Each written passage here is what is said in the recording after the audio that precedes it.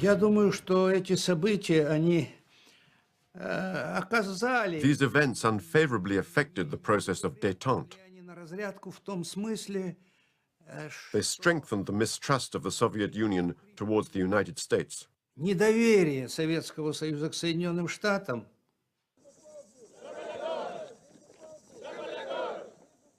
Africa, 1975. The last colonial empire was dying, and the people of Angola reached for freedom. Fresh hunting grounds for the Cold War superpowers. As Portuguese troops pulled out of Angola, three groups jostled for power. America's fears were aroused. When Bill Colby, the CIA director, went to brief the National Security Council in the White House the first time on this, his briefing was literally, gentlemen, this is a map of Africa, and here is Angola. Now, in Angola, we have three factions. There's the MPLA, they're the bad guys. The FNLA, they're the good guys. And there's UNITA and Jonas Savimbi we don't know too well. And that was to get the National Security Council involved in this thing. The Popular Movement for the Liberation of Angola, the MPLA, the largest group, was left-wing. Based in and around the capital, Luanda, its multi-ethnic membership was led by Agostinho Neto and Lucio Lara. In the 1960s, it had received training from Cuba and arms from Moscow.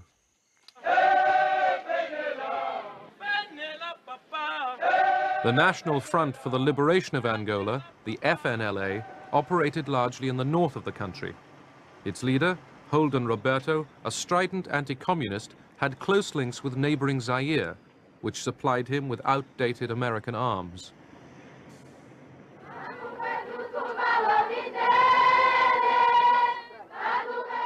The National Union for the Total Independence of Angola, UNITA, led by Jonas Savimbi, was based in the south of Angola. A charismatic leader, Savimbi decided that American backing was the key to power.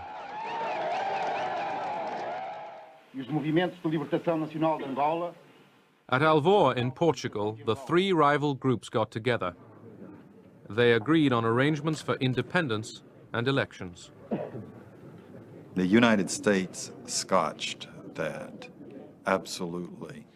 Our solution was the CIA, without approval from the National Security Council, delivered $300,000 to Holden Roberto and ordered him to send his people into northern Angola.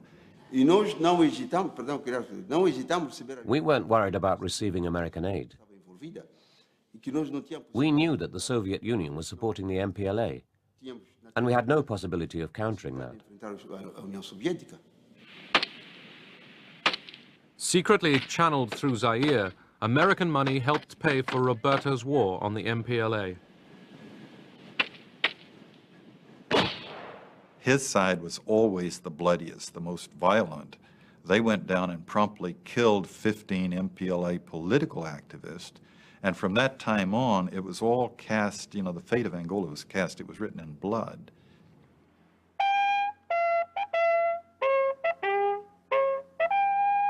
The Americans were not sure that Roberto's troops could defeat the MPLA. The Central Intelligence Agency sent John Stockwell to investigate. Roberto said he had 30,000. I had trouble counting 30. Badly armed, disorganized, kind of rabble kind of troops. And he was a cocktail party cowboy. He'd spent his whole career politicking in Kinshasa. He knew nothing of military operations or logistics or organization. Then Stockwell went south to UNITA's headquarters.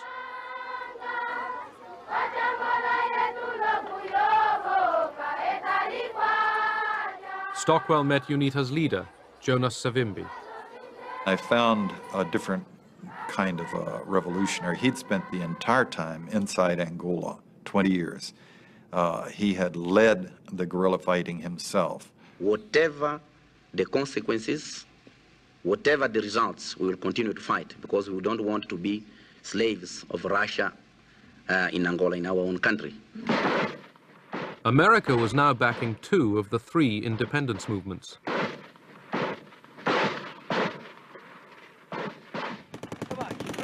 Washington ruled out intervention in Angola with American troops.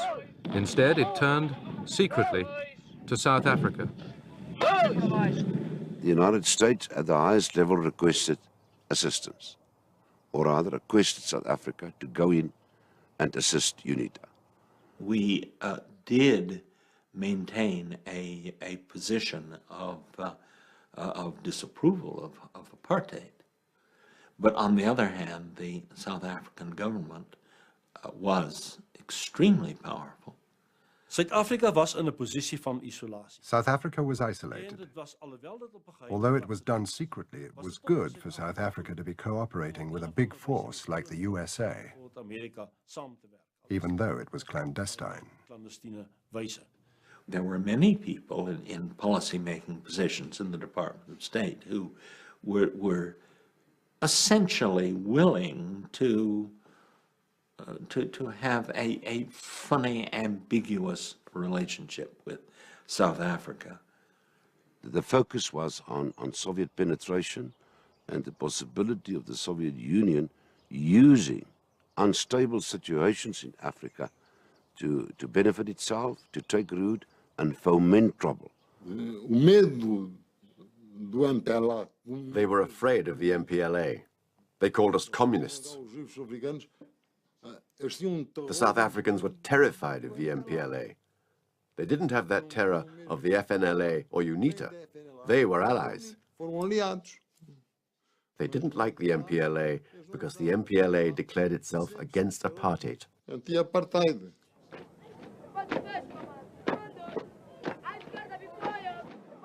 In Luanda, the MPLA was staging parades.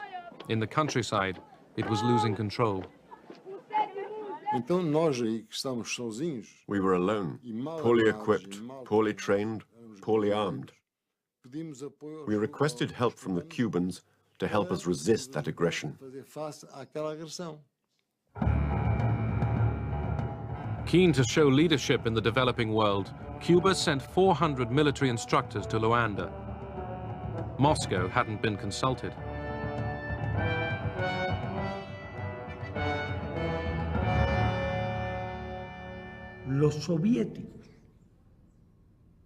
The Soviets knew absolutely nothing about it. We took the decision because of our long-standing relations over many years with NATO and with the independence movement in Angola. We're very unhappy. I mean, obviously, we had no desire to see Fidel Castro extend his influence in the African continent.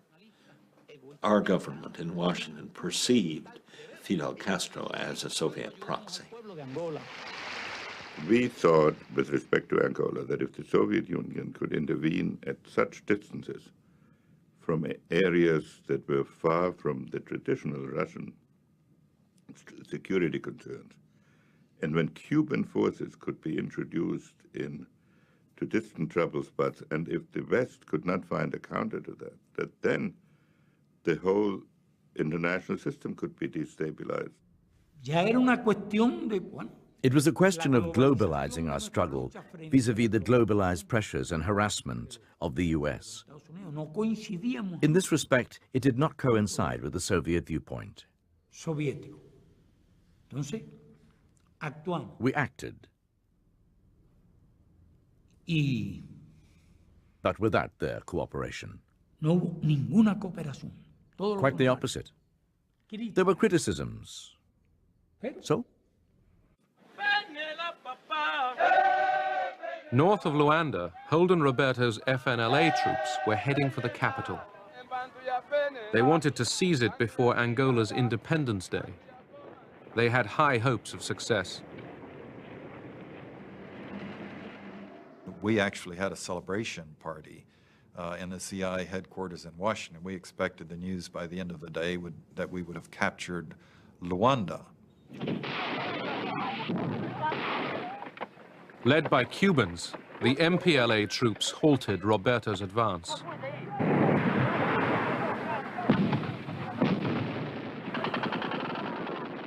In the middle of the valley, about 2,000 122-millimeter rockets began landing. And we had nothing to answer with, and our forces broke and ran. The military force of the FNLA had been blunted. America's ally was in trouble. A bigger challenge now faced the MPLA. In October 1975, South African troops had invaded Angola. From their bases in Namibia, they had joined forces with UNITA. We advanced approximately, I think, something like 80 kilometers a day. By this time, our troops were getting good. I mean, they were really getting on with it now. They were out of those vehicles and into assault formations, which shoot the hell out of these people, you see, and then they would back up and move because they didn't expect us. The South Africans were helping UNITA, and Zaire was supporting the FNLA. So it was only fair that the MPLA asked the Cubans to come and support us in the struggle against the invasions.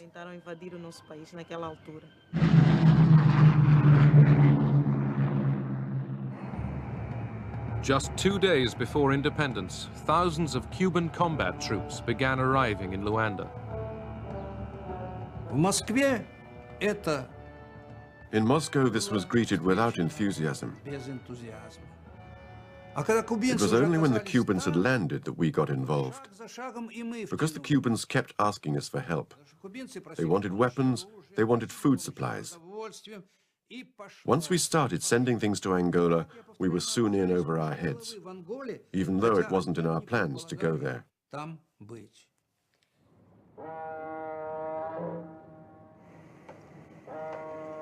Moscow began shipping hundreds of tons of arms, tanks, and missiles direct to Luanda.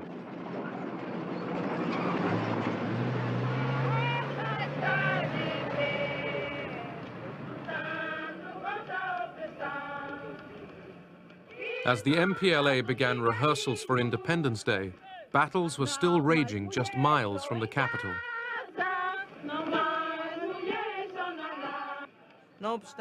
In spite of that, it was important for us to proclaim independence, and we did so.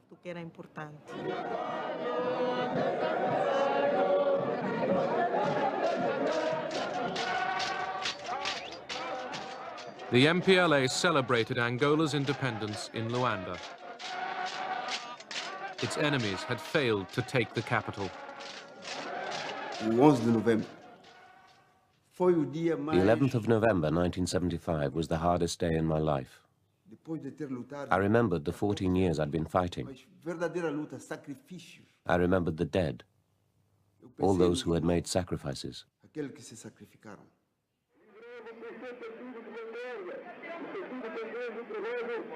Agostinho Neto greets the Soviet ambassador. The MPLA was recognized as Angola's government by the Soviet Union, Cuba, and most of Africa. Its fight against South African troops gave the MPLA political credibility. South of Luanda, the Cubans prepared to end the South African advance. It was a decisive battle, because if they broke our defense, it would be very difficult then to stop them getting to Luanda. There were roads going to the north, roads going to the center, many roads, which would have made their advance very powerful and fast.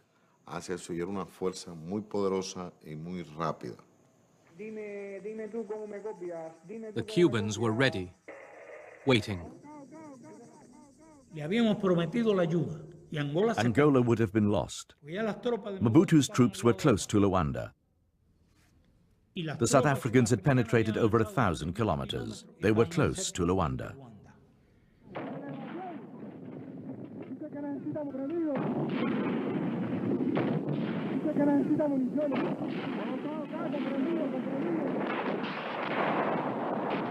The Cuban and MPLA forces outgunned the South Africans.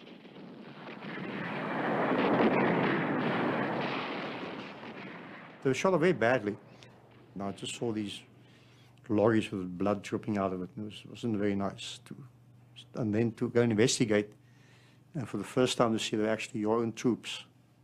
It wasn't very nice at all.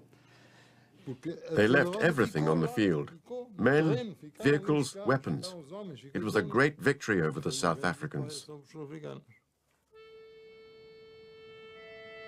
South African and American hopes of a quick victory over the MPLA were crushed. Washington was running out of options.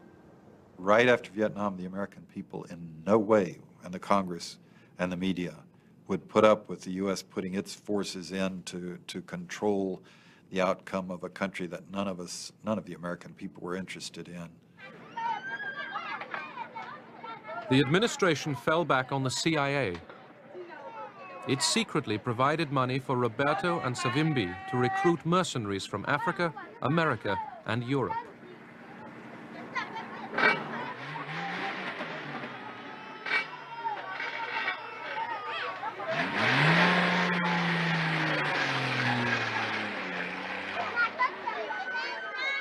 We did kill when we had no particular reason to. We tortured to achieve information that they probably didn't have, and this was not captured enemy soldiers. These were probably just local civilians. And that atmosphere permeated its way through the whole unit.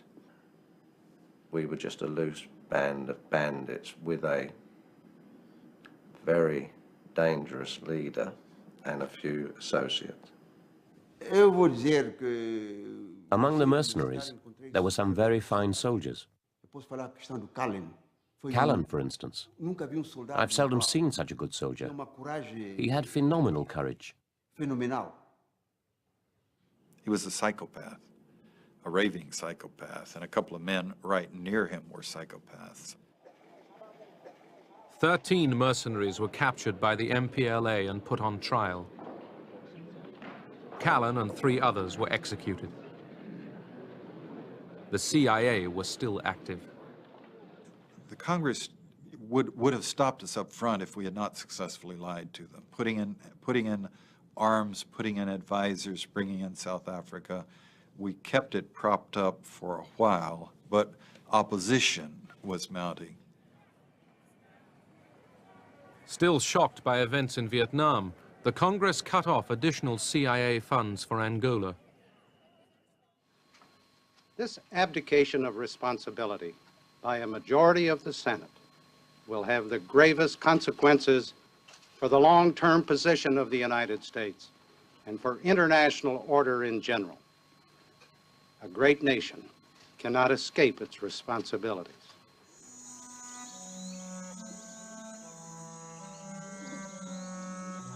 In Angola, America hoped for victory. Instead, hatreds were inflamed. The Civil War outlasted the Cold War itself, leaving thousands maimed, dead, or homeless.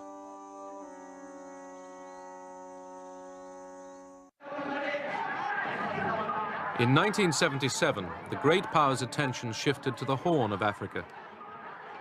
As regimes changed, so did alliances. The Soviet Union and the United States switched sides easily.